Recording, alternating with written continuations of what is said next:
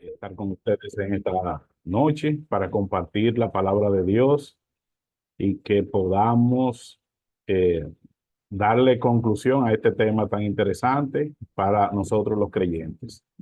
La palabra de Dios nos mantiene alerta sobre los tiempos en los que estamos viviendo y cuando nosotros vemos las noticias nos damos cuenta que estamos muy cerca realmente.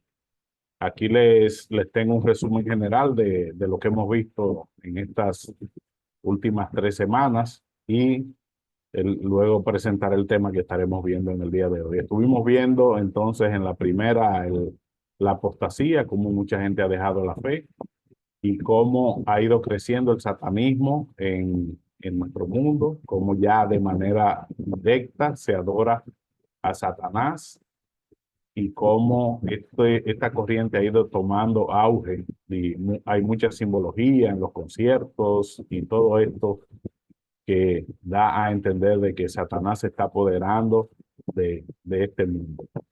Estuvimos viendo también las corrientes doctrinales del rapto y decíamos que nosotros nos inscribimos al pre-tribulacionismo, que es la corriente doctrinal que cree que Cristo viene a recoger su iglesia antes de la gran tribulación.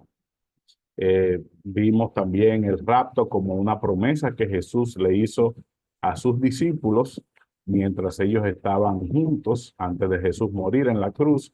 Y esa promesa se traslada a nosotros porque los escritores bíblicos, los apóstoles, hablaron de manera abundante sobre las condiciones en las que se daría este rapto inminente para los hijos de Dios. Vimos también el rapto y los antecedentes bíblicos o escenas donde personas eran sacadas de este mundo en primer lugar o de situaciones de destrucción en sus ciudades antes de que ocurriese. Vimos el ejemplo de Noé, que fue eh, que construyó el arca y Dios lo entró a él y a los animales en el arca antes de que ocurriera el gran diluvio y se perdiese toda la humanidad de aquel entonces.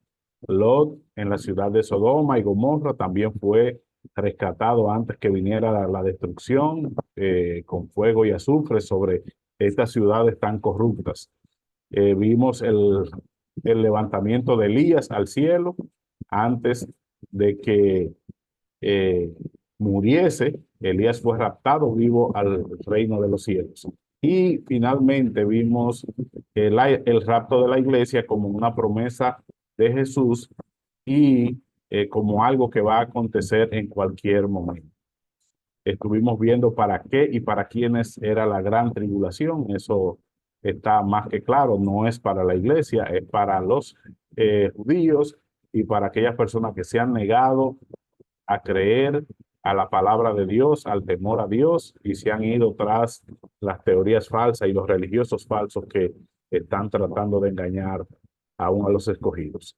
Estuvimos viendo el rapto de la iglesia la semana pasada y el plan de acción. Ahí nos referíamos a cómo va a ser la iglesia levantada y hay eh, bastantes pasajes bíblicos que apoyan esta, esta doctrina.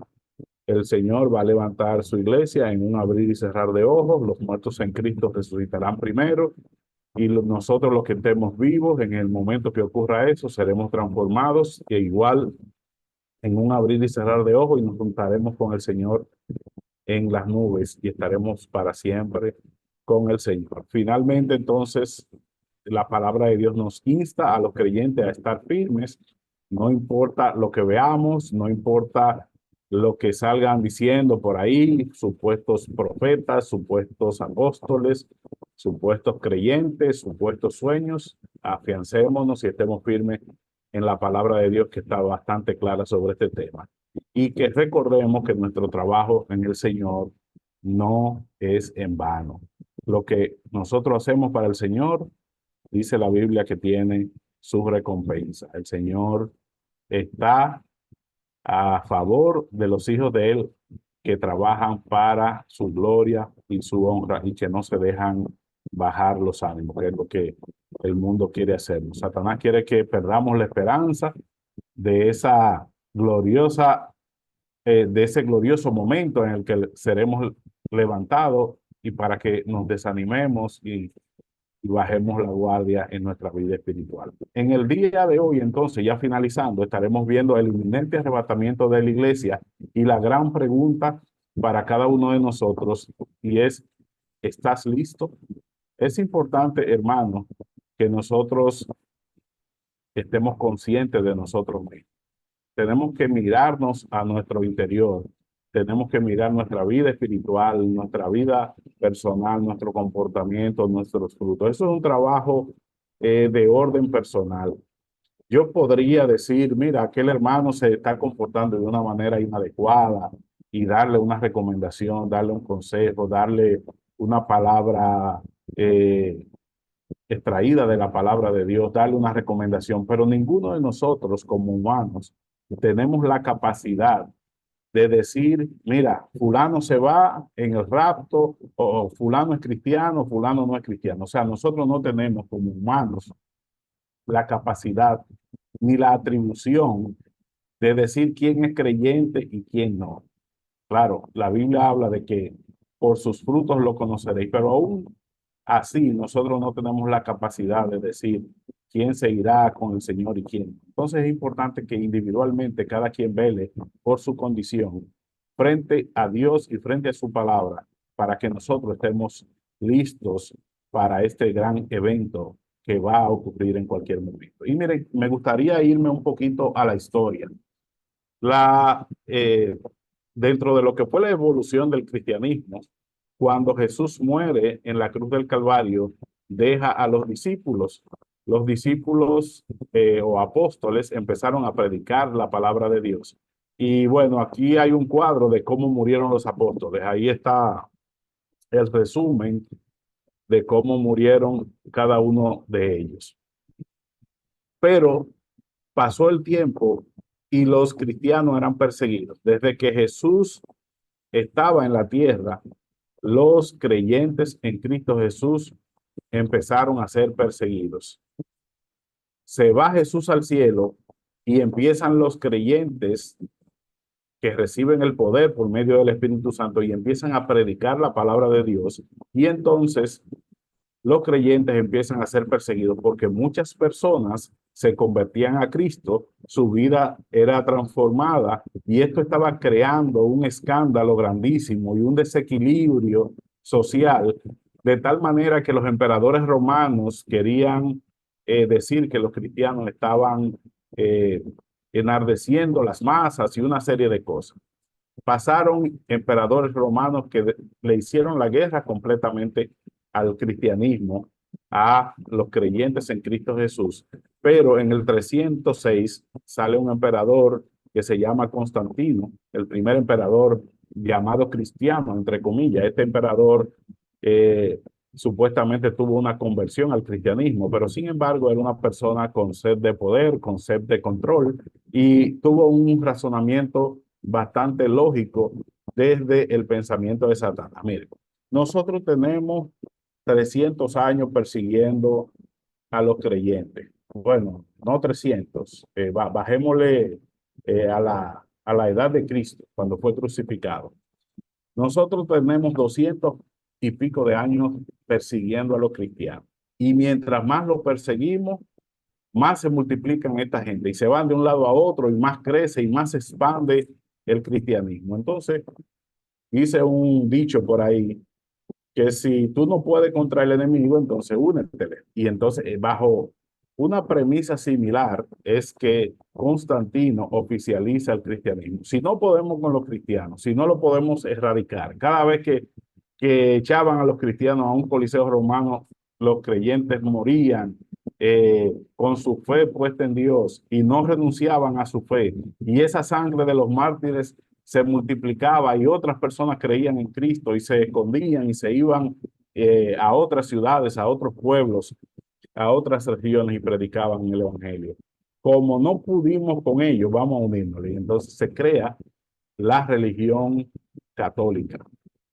Con el emperador Constantino se crea esta religión llamada el catolicismo y entonces ahí empieza a mezclarse los poderes del gobierno con los poderes eclesiásticos. Y entonces ahí sale el Papa, ahí salen los cardenales, ahí sale toda esa organización que actualmente tiene la Iglesia Católica. Hubo una persecución feroz contra los cristianos, pero cuando el cristianismo es oficializado, que se convierte en catolicismo, bajó un poco la presión de la persecución, pero ahí se perdió la esencia del cristianismo, porque en la religión católica empiezan a introducirse teorías y conceptos que son antibíblicos, la adoración a María, que era alusión a las diosas, a las grandes diosas de las mitologías que se adoraban,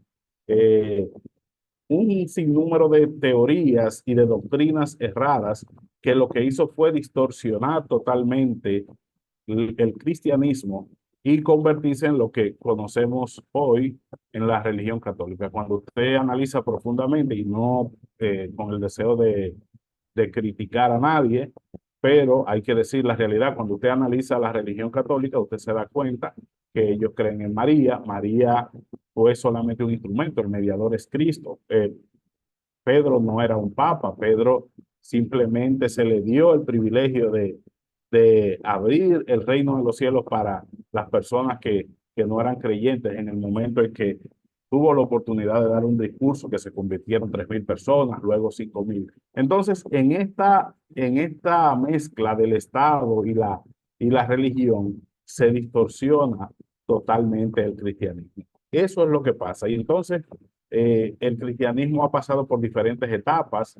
Luego ustedes recuerdan que Martín Lutero tuvo que hacer una serie de reformas porque se dio cuenta de una serie de errores que se estaban promocionando desde la iglesia, que eran totalmente antibíblicas, anticristianas y anti los mandamientos y los preceptos bíblicos que Dios presenta en su palabra. Este es el contexto en el que vivimos de ese tiempo hacia acá. Ahora mismo, hermanos, casi la mayoría de gente es cristiana. Usted va a los sitios y todo el mundo habla del Señor, habla de Dios, cree en Cristo, con un lenguaje muy bonito. Todo el mundo prácticamente es cristiano, pero realmente el, la persona que es cristiana verdaderamente es aquella que ha aceptado a Cristo en su corazón y que ha pedido a Cristo perdón por sus pecados. A mí me gustaría entonces, conociendo este antecedente histórico de cómo evolucionó el cristianismo después de los apóstoles, decirle qué está pasando ahora mismo. Mire, vamos a ver un poco de estadísticas y en esta gráfica que comprende desde los años 2000 hasta el 2018, esto es estadística en el orden de la feligresía católica, para que ustedes sepan en qué contexto estamos hablando. Miren, esta línea azul presenta a los creyentes en la iglesia o religión católica. Miren cómo se ve un descenso importante de un 85,8% a un 69,5% al 2018 y estamos ahora mismo en el 2024. Pero algo interesante que debemos notar es el incremento de la gente que no practica ninguna religión. Mire, de un 34,4% a un 42%, subió a un 45% en el 2011, por ahí, y en el 2018 estaba en un 42,9%. Y los practicantes, fíjense, de un 50,4% ha ido descendiendo hasta el 2018 a un 26,6%. Vemos que hay una decadencia en el mundo en cuanto a los temas relativos a la iglesia, la religión y el acercamiento eh, a los temas que tienen que ver con la iglesia. Vamos a ver esta otra gráfica que también muestra a los católicos que vienen de un 83% y ahora mismo andan por un 69%, esta línea azul que ustedes ven. Los no practicantes mantienen un porcentaje por encima del 50%, 50, 51%, y un asunto interesante es cómo va creciendo el grupo no religioso, que viene desde un 11% y ya va por un 29, casi un 30%. Lo que está ocurriendo, amados hermanos y amigos, en el mundo actualmente es que las personas están cada día desprendiéndose de todo el tema religioso. O sea, la juventud actualmente está despegándose totalmente del entorno de las religiones, de la fe, del cristianismo, todo lo que tiene que ver con culto a Dios. Y este es un escenario perfecto para lo que va a ocurrir próximamente con la llegada del anticristo. Porque de hecho el anticristo, cuando la Biblia lo describe, habla de un hombre de pecado que no va a temer al Dios de sus padres y que se va a hacer con los dioses de la fortaleza y del dinero, y nada que ver con temas relativos a Dios. De hecho, este personaje va a ofender a Dios, va a blasfemar contra Dios, va a decir grandes cosas en contra de Dios y de su ungido Jesucristo, y va a perseguir de manera sistemática todo el sistema religioso, que en ese momento y el mundo se encamina a una religión unificada con esto de el ecumenismo. Las religiones están buscando la manera de cómo unirse todo en un solo pensamiento, en una sola idea, a favor de la paz mundial, a favor del clima, a favor, esos son los conceptos que en el día de hoy se están manejando. A mí me gustaría entonces compartir con ustedes un breve análisis que estuve haciendo. Esto es eh, autoría mía en cuanto al análisis. Yo se los dejo a ustedes para que ustedes lo analicen. Esto no es algo definitivo, esto no es una doctrina, es simplemente un planteamiento para que nosotros los creyentes analicemos y despertemos. Miren, dentro de la estadística del pueblo judío, los historiadores y los estudiosos del pueblo judío dicen que para los tiempos de Jesús había una población judía de 2.5 millones de personas. Discúlpenme que me agarró la gripe y estoy un poquito afectado. La población judía era 2.5 millones dentro del entorno de Israel, de Jerusalén y esas zonas.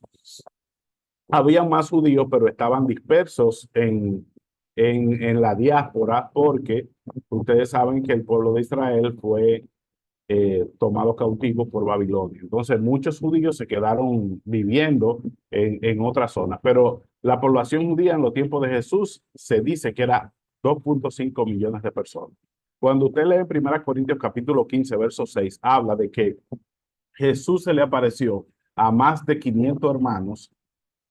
Yo le puse 550, por eso le digo que esto no es doctrina, no es algo bíblico, es un ejercicio que hice para llevarlos a ustedes a un análisis.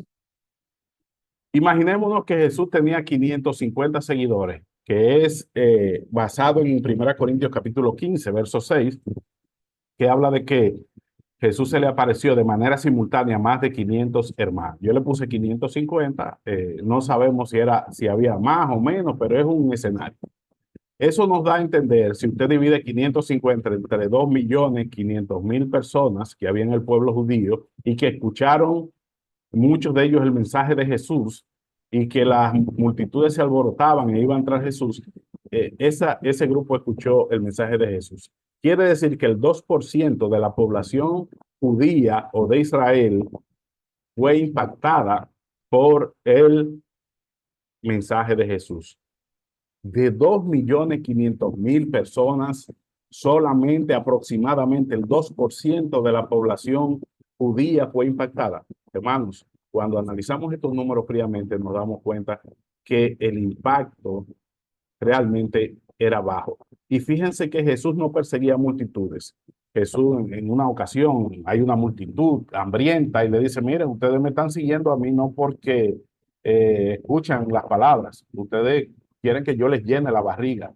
Y Jesús hace alusión coman de mi cuerpo y beban de mi sangre. Y los discípulos se escandalizaron porque estos términos para el pueblo judío eran muy extremos. Y Jesús les dije, ustedes se quieren ir también, váyanse. O sea, Jesús no perseguía a las multitudes. El 2% de la población de Israel fue la que siguió a Jesús mientras él estuvo aquí en la tierra haciendo su ministerio y que quedaron después que Jesús resucitó. Miren, la parábola del sembrador nos da unas estadísticas interesantes. Hay 4 grupos de personas a los cuales le cae la palabra de Dios según la parábola del sembrador. Hay un grupo que cae junto al camino, la semilla, y aquí describe que las aves se la comieron y la interpretación es que Satanás arrebata la palabra de su corazón.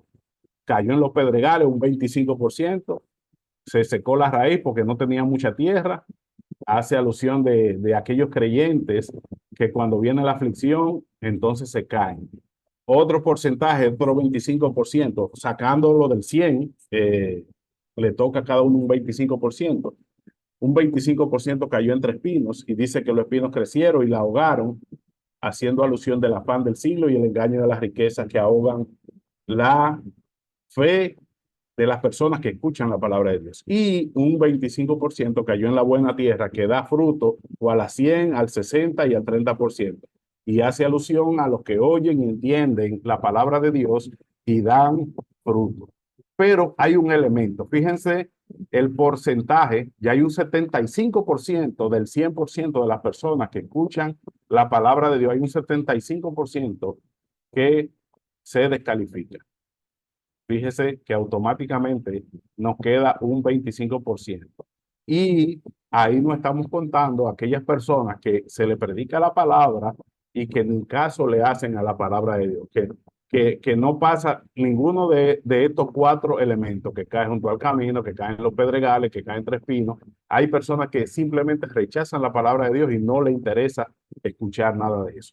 Hay otra parábola, entonces, que la parábola de la cizaña que se relata ahí mismo, y es que cuando el sembrador siembra en la buena tierra el trigo, dice que viene el enemigo, Satanás, y siembra cizaña junto con el trigo.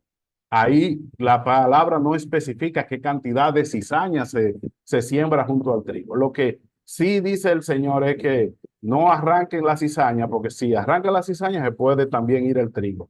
Déjenla que crezcan juntos y cuando estén grandes, entonces el segador va a venir y va a apartar la cizaña del trigo. El trigo va a ser llevado para producción y la cizaña va a ser amarrada para ser quemada.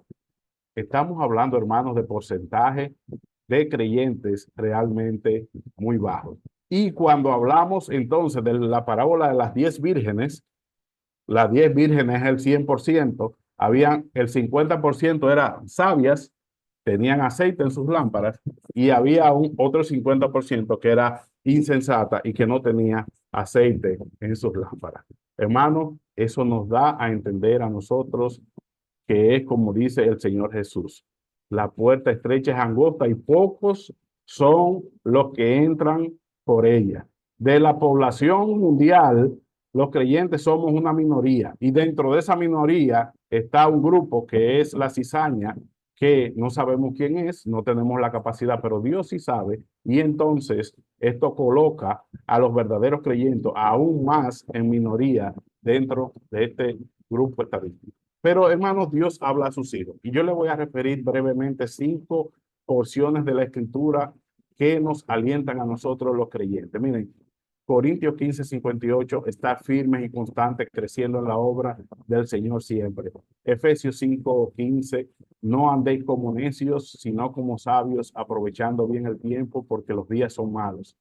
Apocalipsis 22:15, mas los perros estarán fuera, y los hechiceros, los fornicarios, los homicidas y los idólatras, y todo aquel que ama y hace mentira. Hermano, el perro, la Biblia lo caracteriza al perro como un animal que va y vomita, y lamento tener que decirle esos términos, pero es importante que lo sepamos porque lo dice la Biblia.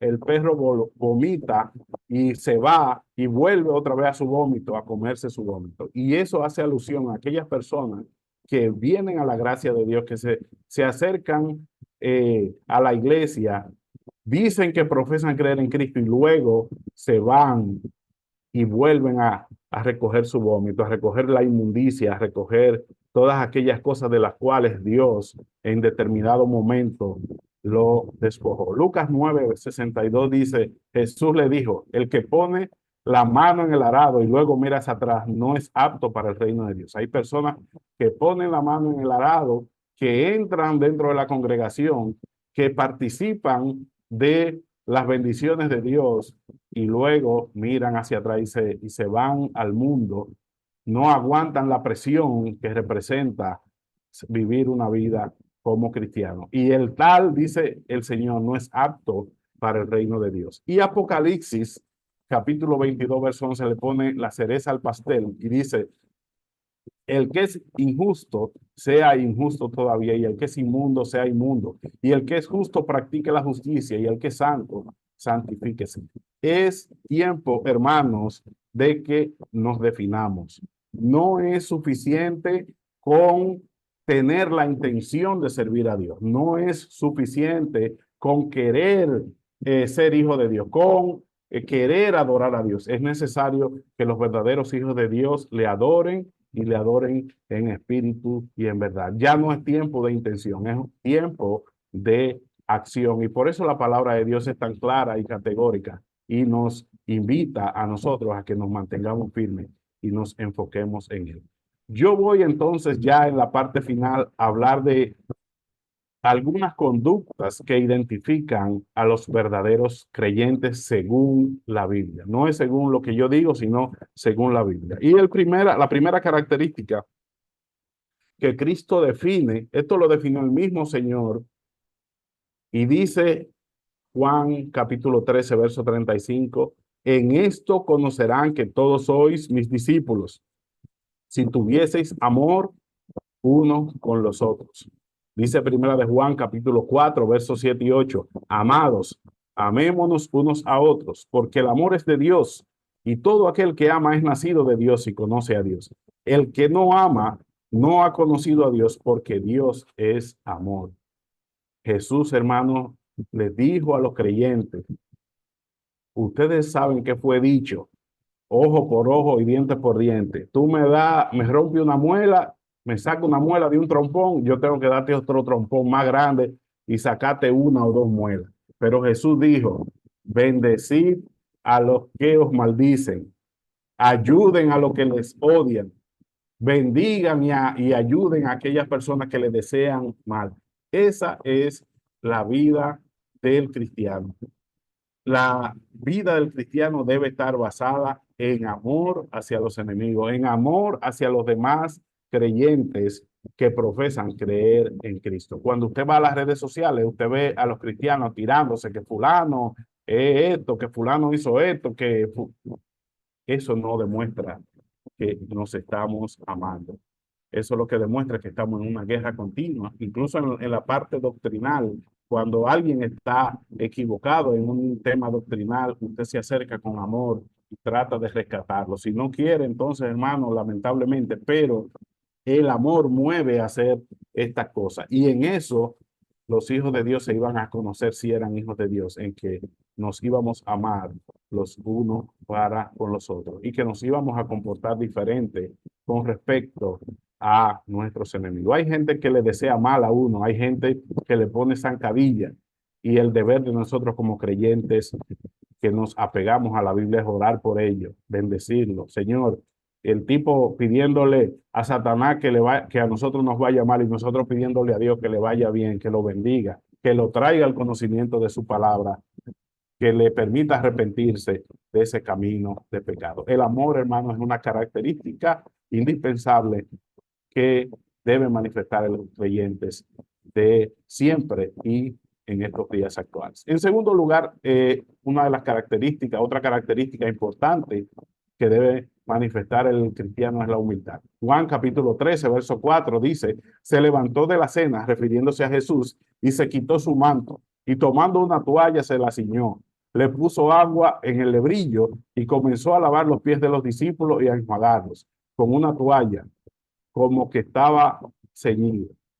Pedro le dijo, no me lavarás los pies jamás. Jesús le dijo, Pedro, si no te lavares, no tendrás parte conmigo. Y entonces Pedro dijo, wow, Señor, no solo los pies, sino lávame las manos, la cabeza, el cuerpo entero, lávame. Hermano, Jesús fue el mayor ejemplo de humildad. ¿Y qué dice Romanos capítulo 12, verso 3? Digo, pues, por la gracia que me es dada, que cada cual que está entre vosotros, que no tenga más alto concepto de sí mismo que el que debe tener, sino que piense de sí con cordura, conforme a la medida de fe que Dios repartió a cada uno. Hermano, no podemos creernos que somos superiores a los demás.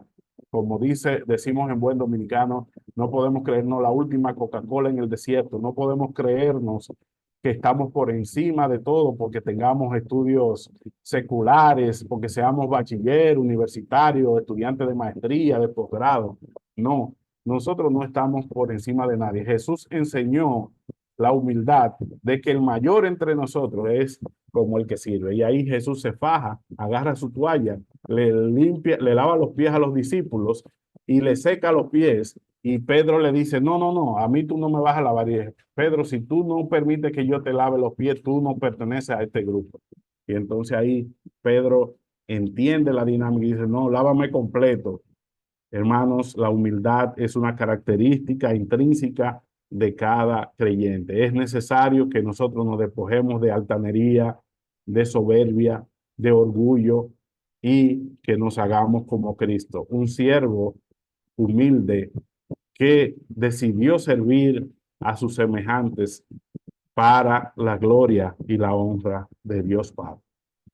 En tercer y último lugar, hermanos, entonces está el temor de Dios. Miren, Isaías capítulo 66, verso 2 dice, mi mano hizo todas estas cosas, refiriéndose a Dios. Y así todas estas cosas fueron, dice Jehová. Pero miraré a, primero, aquel que es pobre y humilde de espíritu.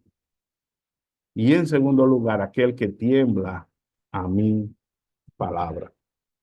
Hermanos, hay que temblar ante la presencia de Dios. Hay que temer a Dios. Hay que escuchar la palabra de Dios. Hay que tener sed de oír la palabra de Dios, de leer la palabra de Dios y temer delante de su palabra. Y esto me recuerda a los dos discípulos que iban camino de Emaús. Y están ellos lamentándose y diciendo, wow, mira, Jesús que pensábamos que iba a redimir a la nación de Israel, ahora lo mataron y ya es el tercer día y desconsolado. Jesús va caminando al lado de ellos y empieza a hablarle la escritura y empieza a declararle lo que estaba profetizado de él desde el Antiguo Testamento.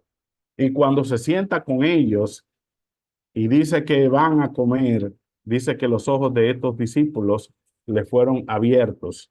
Se le quitaron esas escamas que tenían en los ojos y que no le permitían ver que quien les estaba hablando, quien estaba caminando con ellos, era el mismo Señor Jesús que había resucitado de entre los muertos y que había triunfado sobre el pecado y sobre la muerte. Y ellos decían una palabra muy interesante que me hace pensar en este versículo de Isaías capítulo 66, verso 2. Decían ellos, Jesús se le desaparece de su vista y ellos decían, no ardía nuestro corazón mientras nos abría las escrituras y nos hablaba. Hermano, los creyentes de hoy es necesario que nos apeguemos más a la palabra de Dios. Y en la medida que nos apegamos a la palabra de Dios, que nos profundizamos en la palabra de Dios, entonces Dios va a empezar a hablarnos a nosotros. Usted no necesita la visión de ningún otro hombre. Usted necesita la palabra de Dios.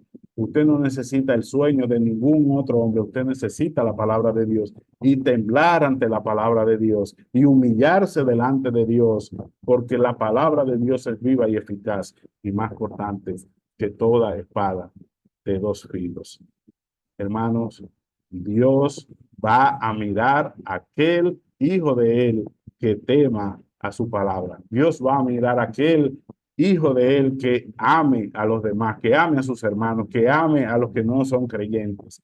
Dios va a ver y va a mirar con ojos de misericordia y de amor a nosotros si nosotros somos personas humildes, que no nos creemos superiores a los demás. Eso es lo que el Señor está buscando de nosotros en este tiempo donde ya la venida de Él está muy cerca. Y cierro, hermanos, esta reflexión diciéndole que Cristo está cerca. Y la palabra profética del Señor es la palabra profética más segura, a la cual hacemos bien si le hacemos caso. Olvídese de lo que digan los hombres por ahí, lo que estén soñando y lo que estén diciendo. Enfóquese en la palabra de Dios y oiga lo que dice la palabra de Dios, hermanos, a nosotros los creyentes, para que arreglemos nuestra vida delante de Dios. Hebreos capítulo 12, verso 28, porque son tiempos peligrosos donde debemos estar listos espiritualmente para cuando Cristo venga podamos irnos al reino de los cielos. Dice Hebreos capítulo 12, verso 28 y 29. Así que, recibiendo nosotros un reino inconmovible, tengamos gratitud. Hermanos, seamos agradecidos porque esto que hemos recibido de Dios ha sido por gracia, ha sido gratis, no ha sido por nuestras obras. Y dice, y mediante ella, mediante esa gratitud que tenemos a lo que Dios nos ha dado, pertenecer a un reino inconmovible, sirvamos a Dios. Hermanos, el cristiano debe dedicar su vida al servicio a Dios. Y dice, agradándole con temor y reverencia, porque nuestro Dios es fuego consumidor. Hermano, los creyentes del siglo XXI pensamos que el Señor es un relajo y pensamos que todo esto del cristianismo y la vida cristiana es una chercha.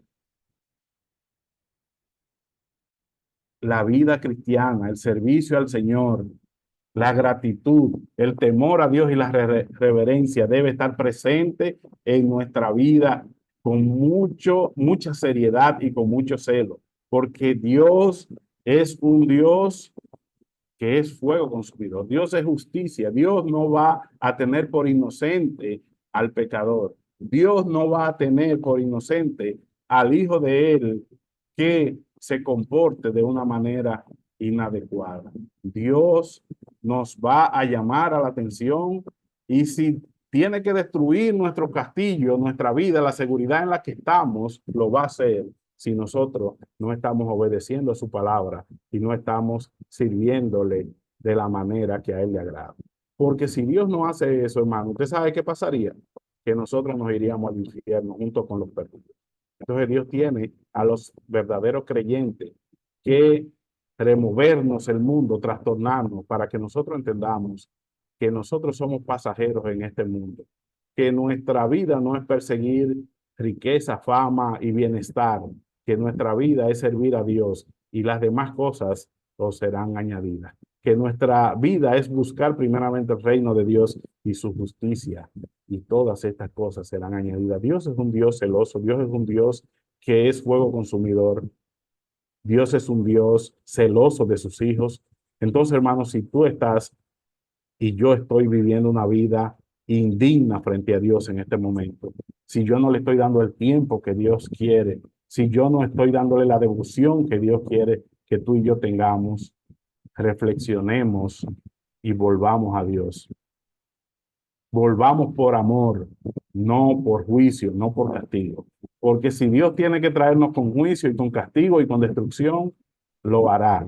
Pero es mejor que nosotros vengamos a Él por amor, por entendimiento de que Cristo lo dio todo para salvarnos. Cristo entregó su vida por ti y por mí, no siendo merecedores para salvarnos.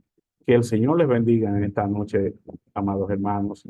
Que el Señor nos dé la fuerza para ser creyentes verdaderos y que nosotros seamos ese 50% de la iglesia que tiene su corazón lleno de aceite, lleno del Espíritu Santo, para esperar al Señor Jesucristo cuando Él venga en cualquier momento. Que el Señor nos bendiga en esta noche.